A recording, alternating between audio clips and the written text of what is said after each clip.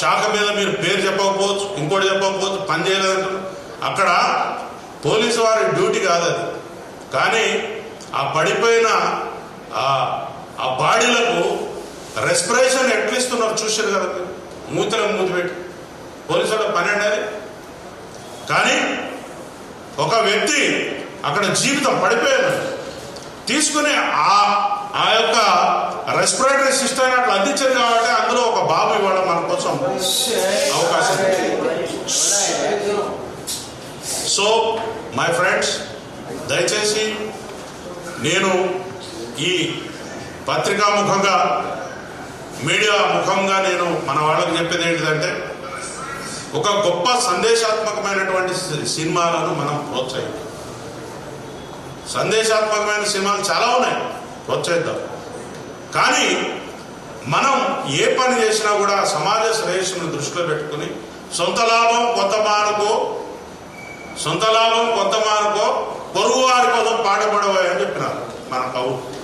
అది చదువుకోండి, నేర్చుకో, సబ్జెక్టు నేర్చుకో. నువ్వు గొప్పగా నీకు హావభావాలు ప్రకటించడం రాదు, నటించడం రాదు, చచ్చిపోయిన మనిషి గురించి చెప్పడం నీకు అంతకంటే రాదు. నువ్వు ఎట్లా నటుడివైనావా నాకు అర్థం కాదు. చెప్పు, నువ్వు చెప్తున్నావు అదే నాకు పైసలు రాలేదు, నా సినిమా డుమ్మా అన్నది, ఇజ్జత్ మొత్తం పోయింది. ఆ పైసలు రాని ఫ్రస్ట్రేషన్ నీ దగ్గర కనబడుతుంది. కానీ నువ్వు ప్రజల కోసం సర్వీస్ చేసే ఏదైతే చితికిపోయిన ఫ్యామిలీ గురించి నువ్వు ఆలోచించే యొక్క ఫీలింగ్స్ నీ ముఖంలో మాకు కనిపిస్తుంది. కాబట్టి ముందు నటన నేర్చుకో, ఇదైనా నటించు నువ్వు ఫస్ట్. ఇట్లాంటి ఎవడు చేయైనా దురదొచ్చిన కాడ ఎక్కడైనా గోక్కోవడానికి వెళ్ళిపోతుంది. చెయ్యి, పెద్ద విషయమేం కాదు అది, అప్రయత్నంగా పోతుంది అది. నాకు ఇక్కడ తలలో దురద పెడతాను. నేనేం దానికోసం పెద్ద యాక్షన్ నేర్చుకోక్కర్లేదు, లేకపోతే ప్రతిభ చూపి అక్కర్లేదు. ఆటోమేటిక్ పోతే గోక్కుంటుంది, చెమట పడతాను, తుడుచుకుంటా. చిన్న చిన్న విషయాలు. నువ్వు మహానటుడు కాదంటలేదు, కానీ నువ్వు మా డిపార్ట్మెంట్ మీద వ్యక్తిగతంగా పోలీస్ అధికారులు నాకు చెప్పలేదు, నన్ను పిలవలేదు, నేను చెప్తే వెళ్ళిపోయేటోండి. ఎందుకు చెప్తారు నీకు? నువ్వు తీసిమార్తానువా? నువ్వు మామూలు పౌరుడివి, you are a common citizen.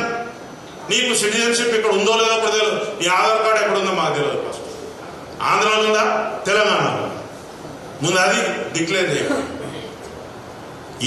ఏంటి ఈ వ్యవస్థ ఏంది? నువ్వు చేసే కథ ఏంది?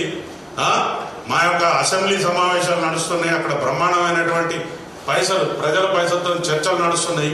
నీ రామాయణమేరా బాబు మాది. ఇది ఏంటిది? ఇక్కడ గంట సమయం, it is a valuable time. ఒక నిమిషానికి 2 లక్షలు 3 లక్షలు ఖర్చు అవుతాయి. గంట సమయం పోయింది మా అసెంబ్లీ. ఏమంటావు? అసలు నీ గురించి మేమెందుకు ఇక్కడ బాధపడాలి? పిచ్చి పిచ్చిగా నీకు ఈ తెలంగాణ సమాజం చాలా మంచిది, సౌమ్యులు, ఎవరినైనా ఆదరిస్తారు. కాబట్టి మీరు ఇంకా ఇక్కడ నాటకాలు చెప్తారు. కాబట్టి నేను ఒక మంచి సందేశాన్ని, ఒక సున్నితంగా మిమ్మల్ని హెచ్చరించడం కోసమే నేను ఇక్కడ వచ్చిన.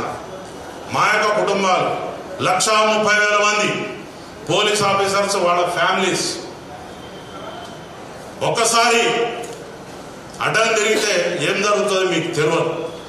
కాబట్టి నేను చెప్తున్నా, పోలీసు వారి మీద నోరు బారేసుకోవడం బంద్ చేయండి.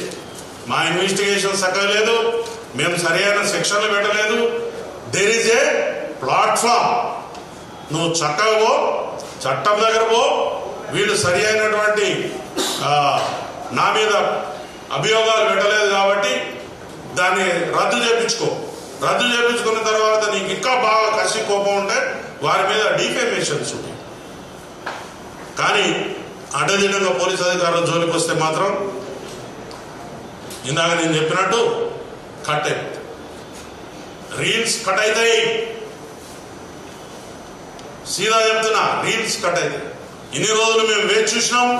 ఇంకా కొంతమందికి చెప్తున్నా నేను, పోలీస్ ఆఫీసర్లను లంచోడగా వాడేవాడు, వీడేవాడు, దొమ్మి కొద్దాం, అది చేద్దాం అనుకున్న పెద్ద మనుషులకు కూడా రీల్స్ కట్ అవుతాయి. మేము టాలరేట్ చేసే స్థితిలో లేవు.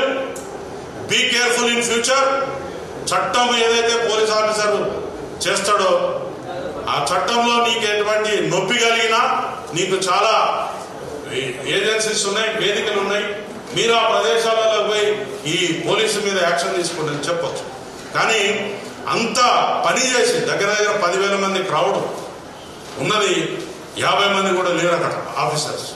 మొత్తం నీకు పోలీసులతో వచ్చి నీకు అక్కడ పనిచేస్తున్న తర్వాత కూడా నువ్వు పోలీసుల్ని కించపరిచినట్టు మాట్లాడుతున్నావు అని అంటే నువ్వు ఏమన్నా నీకు దమాకు ఉండి మాట్లాడుతున్నావా, దమాకు లేక మాట్లాడుతున్నావా, లేకపోతే సామాజిక స్పృహ ఉన్నదా, చట్టం చదువుకున్నావా? ప్రతి ఒక్క పౌరుని బాధ్యత రాజ్యాంగం గురించి తెలుసుకోవటం, చట్టం గురించి తెలుసుకోవటం. చిన్న చిన్న విషయాలు కూడా మీరు ముందేసుకొని ఎవరిని బ్లేమ్ చేద్దాం అనుకుంటున్నారు, ఎలా బయటపడదాం అనుకుంటున్నారు? This is not the way. నువ్వు ఎవరినో బదనాం చేసి బయటపడాలనుకునేది తప్పు. నువ్వు చేసింది తప్ప రైటా అనేది కూడా నేను చెప్పాను. ఎందుకంటే నీ విజ్ఞప్తి వదిలేస్తా, నీ దగ్గర ఉన్న చట్టాన్ని నడిపించే న్యాయవాదులు మీ దగ్గర ఉన్నారు, వారు చెప్తారు. అంతేగాని కోర్టు ఏం చెప్పింది, కోర్టు విషయాన్ని మాట్లాడకూడదు. కానీ ఏం చెప్పింది? నీ కోర్టు కేసు తీసేసిందా? తీసేస్తే మరి మంచిగా హ్యాపీగా తెలియదు. తీసేసినాక మాత్రం నువ్వు ముద్దాయివే కదా. ముద్దాయి ఏం చేయాలి? నీకు రెగ్యులర్ బెయిల్ కూడా కాదు, ఇంటర్మ్ బెయిల్. నువ్వు దాన్ని చూసుకుని నాకు అంతా స్వేచ్ఛ వచ్చేసింది అనుకోవద్దు. You are under the clutches of law. చట్టాన్ని నువ్వు ఖచ్చితంగా పాటించవలసినదే. చట్టాన్ని పాటించకపోతే జైలు ఊసల వెనక ఉండాల్సిందే. అది చట్టం.